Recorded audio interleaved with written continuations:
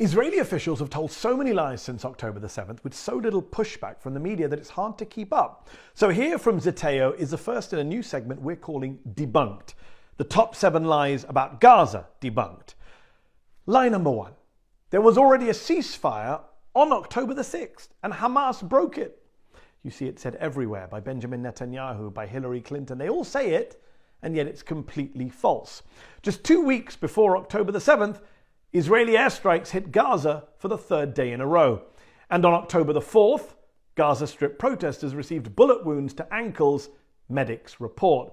Does that sound like a ceasefire to you? Even over in the occupied West Bank, before Hamas's attack on October the 7th, Israeli forces had already killed a record 234 Palestinians. If there was a ceasefire in place before October the 7th, nobody told the Israeli military.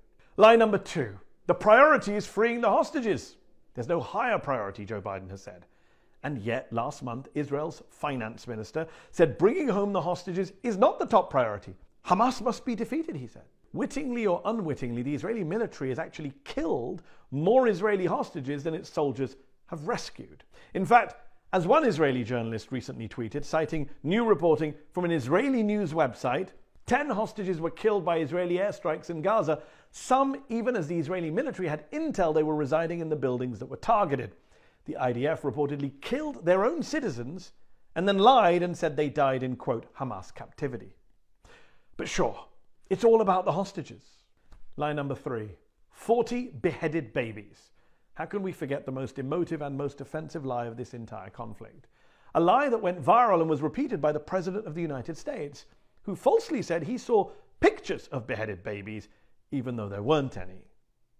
Nor were their babies burned in ovens, as Israeli newspaper Haaretz proved in their investigation. They were all lies. In fact, according to data released by Israel's Social Security Agency, tragically there was one baby killed on October the 7th, 10-month-old Mila Cohen, may her memory be a blessing. But in the interests of facts, she was not beheaded. Now, one baby killed is one baby too many, a tragedy, a crime.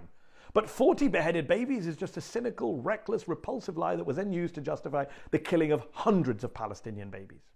Lie number 4, there was a Hamas base underneath the Al-Shifa hospital. Remember this video from the Israeli military claiming Hamas's main headquarters were under the hospital? Wow, an underground lair straight out of a Bond movie. To this day, we have yet to see any evidence of such a headquarters under Al-Shifa. Sure, as the AP has reported, the Israelis found a pair of metal cots in a room fashioned from rusty white tile. They appeared to be out of use.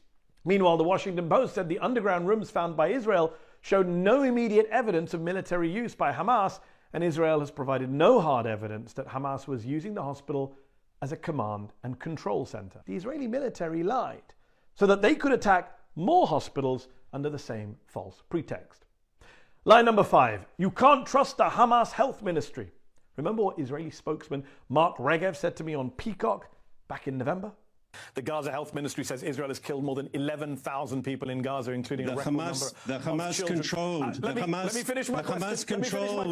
No, but you can't say that. No, but you said you have to say the Hamas controlled Ministry of Health in Gaza. I don't have to say what you asked me to say. Why mention Hamas controlled every time? Because you can't trust the health ministry's numbers, right? Except the Israeli military does. The Israeli military has secretly found the Gaza Health Ministry's casualty figures to be reliable and even uses those numbers for its own intelligence briefings.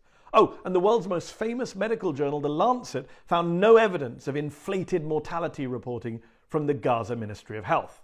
Lie number 6, there is no hunger in Gaza. That is an exact quote from an Israeli defense official.